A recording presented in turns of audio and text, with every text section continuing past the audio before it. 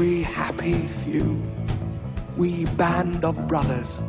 For he today that sheds his blood with me shall be my brother. You're listening to Oh Brother, When Art Thou? And now here's your host, Neil White. Welcome to Oh Brother, When Art Thou? I'm Neil White, joined as always by my brother David White. And David, we're back in the podcast chair doing this again. Feels good to be back. Back in the saddle. And it's National Women's History Month in Canada this month. So you've got a story about a Canadian woman to tell us today. I do, indeed. All right, well then, I think we should just jump to it, and I'll ask you, oh brother, when art thou? Neil, it's June 22nd, 1813, and Lieutenant James Fitzgibbon of the British Army is currently in his camp, but there's a disturbance on the road. His native scouts are bringing in someone to come and talk to him. Okay, so the year is 1813, and we're talking about a British lieutenant. What war are we talking about, David? We're talking about the War of 1812. It's a war between the United States and Great Britain.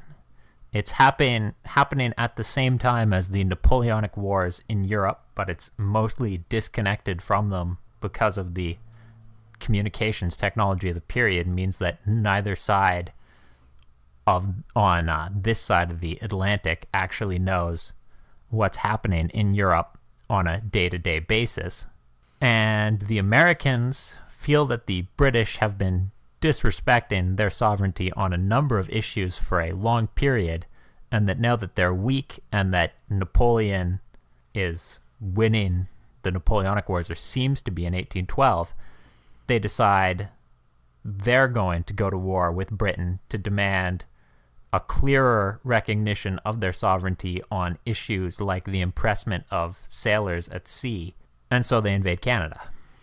So the Americans have invaded Canada. Where is Lieutenant Fitzgibbon's camp set up? He's at a little place called Beaver Dams on the Niagara Peninsula, somewhat south of Hamilton, or north of Niagara on the lake. Okay, I know that area well. So he's set up on the beautiful Niagara Peninsula, and his native scouts are bringing someone into the camp. Who is it? It's a woman from the town of Niagara. Her name is Laura Secord, and she has information that a American army is coming with the plan of specifically destroying Lieutenant Fitzgibbon's outpost here at Beaver Dams. Well, that must have been quite a shock to Fitzgibbon. Not so much. You see, at the start of 1813, at the start of the campaign season, when the Americans had first invaded near Niagara at Fort George, it had been an enormous shock. But then they'd actually pressed almost all the way up the Niagara Peninsula to Burlington Heights, and there was, it was a well-known fact after that the war was on and that any given British scouting outpost would be at risk. Things had changed. At what is now the modern city of Hamilton, there was a surprise night attack. The location was called Stony Creek, so it's known as the Battle of Stony Creek. And the British had pushed the Americans back to Fort George, but they weren't strong enough to throw them off of the Niagara Peninsula entirely that summer. So there was a long and extended period where both sides were raiding back and forth with a large no man's land between the British camp, very close, as I said, to the modern city of Hamilton, quite north on the Niagara Peninsula, and the American camp at Fort George, right by the modern city of Niagara on the Lake. There was a very large no man's land. So Lieutenant Fitzgibbon is in a very dangerous area, and he knows it.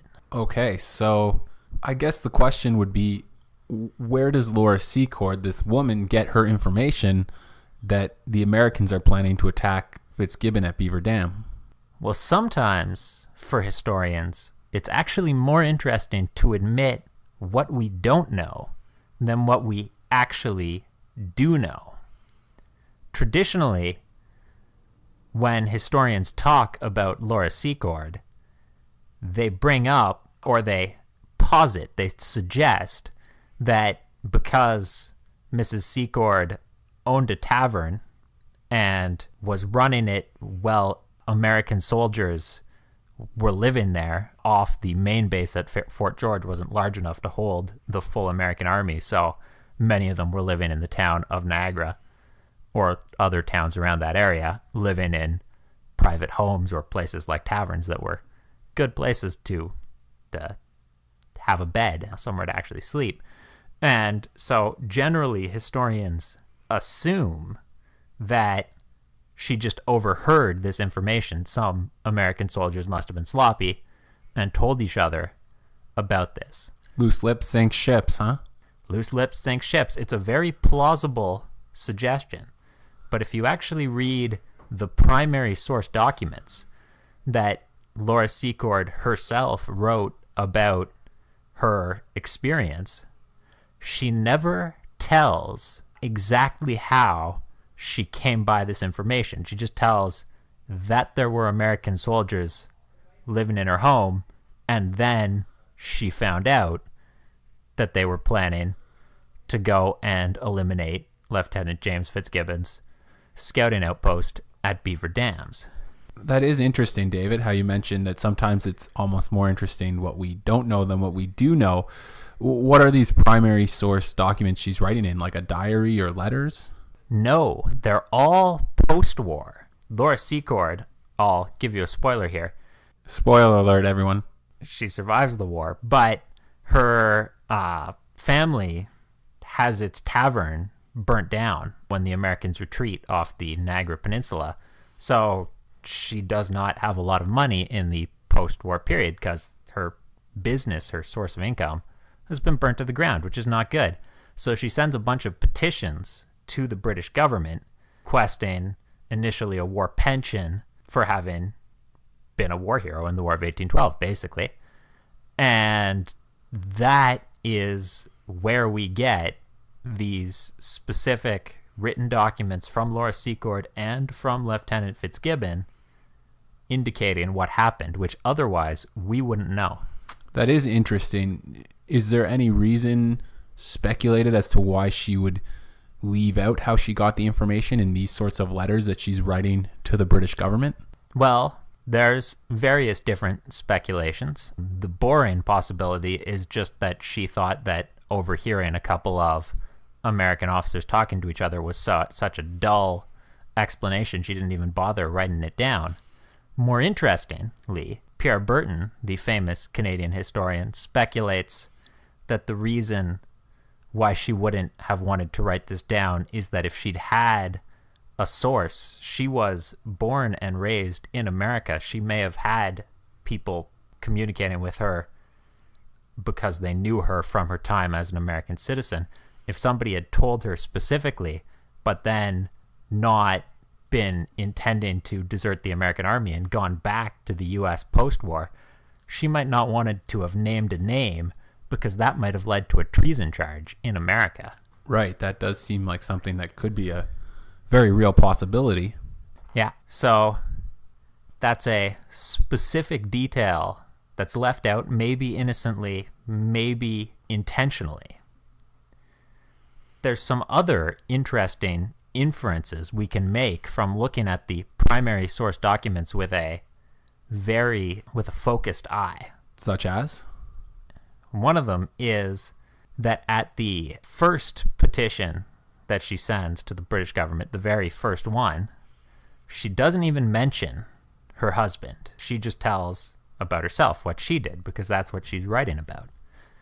But later on, by the last petition she sends, all the way in 1860, she's very clear and detailed about how her husband was a sergeant in the 1st Lincoln Militia who got wounded at the earlier Battle of Queenston Heights, and she had taken him back to her to their tavern and was helping him to recover, nursing him back to health, but he could not carry this message himself because he was still wounded.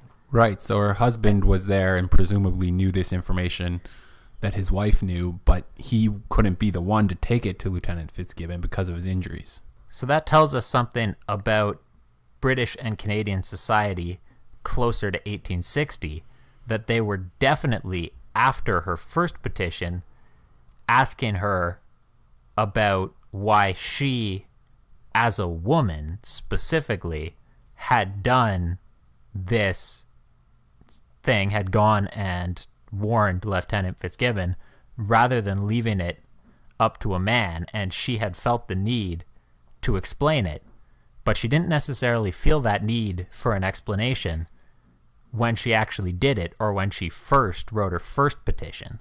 That's something that comes later. That is kind of interesting how it wasn't until afterwards that she felt the need to explain why this was woman's work and why she didn't have her husband do it. So Fitzgibbon, David, he gets this information from Laura Secord at his camp, and he takes her seriously as a woman. He doesn't just brush this off. He absolutely doesn't. Fitzgibbon is an experienced soldier, born in Ireland, served in the ranks initially, fought in Flanders, fought at Copenhagen when the British fought Denmark briefly during the Napoleonic Wars, and then got transferred to Upper Canada and took the opportunity to train and become an officer, which is how he ends up here specifically as a lieutenant in the British Army on the Niagara Peninsula. And he's got a lot of experience, as I've said, and possibly a broader view of the world, having come up from Ireland, from the ranks. These are not the traditional path to being a British officer. He has a broad enough conception of what a good intelligence source is that when he gets this information, he reacts immediately. What does he do? Well, the bad news for Lieutenant Fitzgibbon is that he's only got 50 regular soldiers at his outpost, and there's 500 American troops marching to seize it. So he's outnumbered. He's outnumbered big time, like 10 times as many guys. Yes, but remember, I did specify regulars. He's also got native Canadian allies. John Norton, one of the most notable native leaders who fought on the side of the British in the War of 1812, is present with him, with a few hundred Iroquois warriors. He's an Iroquois himself, Mohawk specifically. And there's also a second group of native allies under the command of Dominique Ducharne, who's a French-Canadian officer working with the native allies of the British at this time. So it's hard to give exact numbers for how many native allies he's got. Probably around 300, definitely the bulk of his force. And he sends them out first to set up an ambush along the road. So he's going to ambush these Americans before they even get to Beaver Dam. Exactly. If the Americans know where his base is, there's no point fighting them where they expect to fight, and can be prepared and take advantage of their greater numbers and greater firepower. The Americans will be bringing along 2 small field pieces, cannons. It's not clear whether Fitzgibbon knew that from Laura Secord's testimony or not, but either way, he knows they might have greater firepower. He wants to hit them where they don't expect it, on his own terms. And how does the ambush go? The ambush goes very well. We don't know very many of the details, because post-war, John Norton and Dominique Ducharne will get into a debate over which of the 2 groups of natives who were present at the ambush were really fighting, were the more important factor in the victory. But we do know that by the time that James Fitzgibbon arrives with his 50 regulars on the field, the American defense has already collapsed so badly that he doesn't even have to fire a shot. The Americans just immediately surrender. Wow, that's a huge victory for the British, and all because of this information they got from Laura Secord? It is. And it's even a bigger victory than it might sound. 500 guys is not nothing, obviously.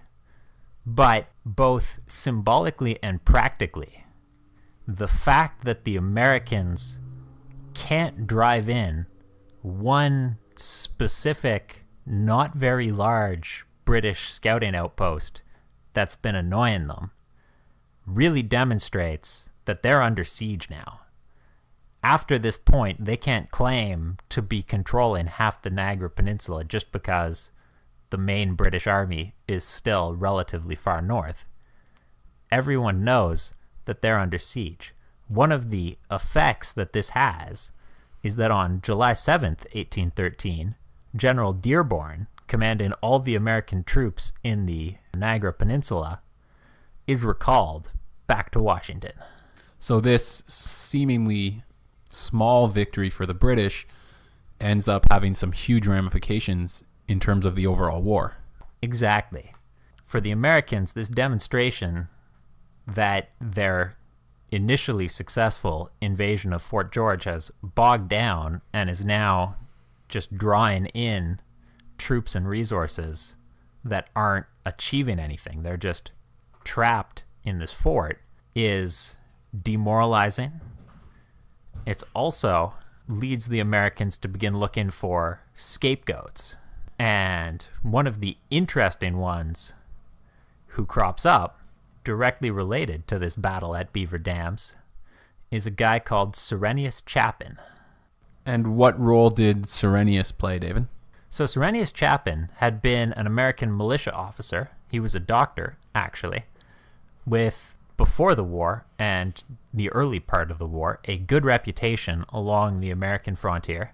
He'd become a militia officer when the war broke out, and he'd gained a reputation for boldness and aggression, but also for a willingness to plunder and seize supplies off of the Canadian population that, especially in Canadian circles, became quite unsavory very quickly.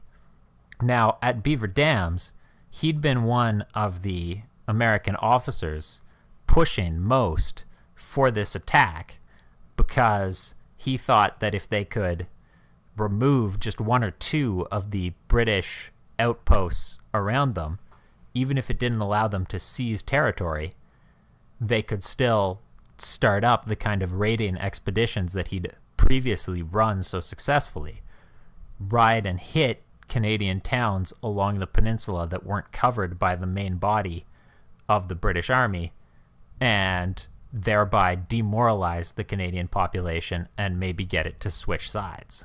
After the battle, this really hurts his reputation. In point of fact, the next year, the Americans appoint a new general for a new invasion, General Jacob Brown, and he actually explicitly says, "I trust that no one attached to my expedition will be like this Dr. Chapin." It really demonstrates how much he's fallen out of favor from the early part of the war. Does that change the American strategy? Is there less Americans raiding Canadian villages after this because of the failure of Chapin's original strategy? It's hard to determine.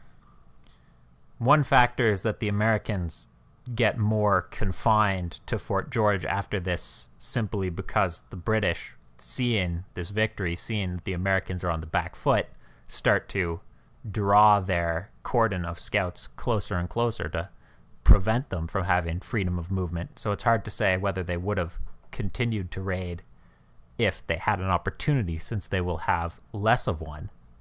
One thing we can say, though, is that the reputation that Dr. Chapin has gotten on the Canadian side, and that he will continue to get later on in the war, will lead to a series of Canadian raids aimed at hitting American towns on the American side of the border as revenge, something that we don't see in earlier parts of the war.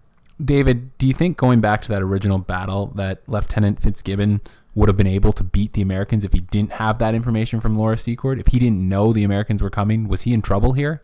Could Lieutenant Fitzgibbon have won the Battle of Beaver Dams without the information that Laura Secord brought to him? That's a classic question of Canadian military history. In the 1930s, William Wallace, not the famous Scottish medieval revolutionary, but the famous Canadian historian. I think the one portrayed by Mel Gibson is slightly more famous, David. Somewhat more famous. Different circles, I would say. Different circles. But he argued in the 1930s that in point of fact, Laura Secord's communication didn't matter because the dates were unclear in the most famous source written about this event, which is Lieutenant Fitzgibbon's, by that time Colonel Fitzgibbon's, letter of 1837, which he wrote to demonstrate that Laura Secord had actually come and given him information as she claimed. But more recent scholarship has shown that actually there's an earlier letter from 1822 which Colonel Fitzgibbon wrote for the same purpose, which Mr. Wallace didn't know about. And he actually makes it clear that Laura Secord arrived on the 22nd of June, and therefore he put out additional native scouts who found out that the Americans were coming, and then he set up his ambush. If he hadn't set up an ambush, he definitely would have been in trouble. If the Americans could hit his base with artillery, he didn't have enough guys to stop them from winning. If he'd been lucky enough that his scouts had found about this raid on their own and was able to set up an ambush, who knows what would have happened.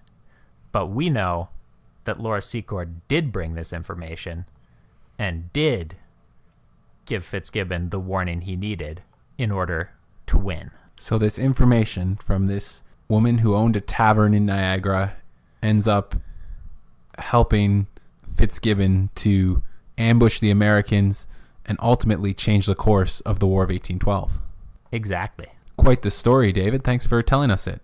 It is. It's an amazing story. And I'm just going to add two quick, somewhat related points onto the end of this story. So the first one is, I mentioned the petitions that Laura Secord wrote that are our best primary source of this incident. Now, she never got a military pension based on this, since she was not technically a soldier, of course. But I did want to mention that in 1860, so 50 years after this happened, the Prince of Wales was on a visit to Canada, heard about Mrs. Secord's petition, personally went, met with her, listened to her story from herself personally, and he gave her £100 as a token of the king's gratitude. So that's something anyway. Better £100 than nothing at all, I guess. Exactly. And the second point I want to make is that one of the reasons why this becomes one of the most famous stories of Canadian history, which it has become, is that in 1887, if I'm recalling correctly, there's published in Toronto a play based on Laura Secord's writings about the Battle of Beaver Dams. Now, what's interesting about that play, which becomes very famous in its time and really helps to popularize this incident as a specific moment of the War of 1812. And what's interesting about it is that the woman who writes it, Sarah Ann Curzon, is actually employed by the Dominion Women's Enfranchisement Association, one of the earliest suffragette groups in Canada, and she is deliberately drawing attention to Laura Secord in order to make a specific political point about women's deserving the right to vote. So this story would go on to have more implications in Canadian history, not just changing the course of the War of 1812, but going on to serve as part of the argument for women's voting rights. Exactly. And as it becomes famous, it gets more and more involved in a variety of Canadian political causes, and the story itself becomes more and more elaborate. You start to hear versions where, for example, Mrs. Secord brings along a cow while walking barefoot through the forest, which are not indicated in the primary sources and are, shall we say, somewhat unlikely. But they do indicate how the message resonates with generation after generation. Well, David, I think I'm getting hungry for some chocolate. So am I. Should we do a quick quiz before we take off for the day? With it being National Women's History Month in Canada, I do have a women's history quiz for you, David. All right. Well, let's hope I don't embarrass myself too badly. We'll start with the most recent question and work our way back through history with this quiz, David. And the first question is, who was the first female Speaker of the House of Representatives in the United States of America? I really don't know. Well, this one is way more recent than you might think, David. It's Nancy Pelosi, representative from California, who became the Speaker of the House of Representatives after the November 2006 midterm elections. So not that long ago at all.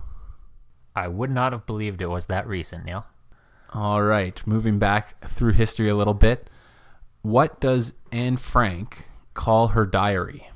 I should know this, but I don't. She calls her diary Kitty. Kitty. All right. Who was the first woman to win a Nobel Prize? Was it Marie Curie? You are correct. It was Marie Curie. She and her husband Pierre won the Nobel Prize for Physics in 1903. And in 1911, she won the Nobel Prize for Chemistry, making her the first person to win a second Nobel Prize. All right. Very good, David. Our next question. Who had the shortest reign of any British monarch, being Queen of England for just 9 days? Lady Jane Grey, if I'm recalling correctly. You are correct. Lady Jane Grey was the Queen of England for just 9 days after her father-in-law, John Dudley, plotted to make her queen so that his son could become king.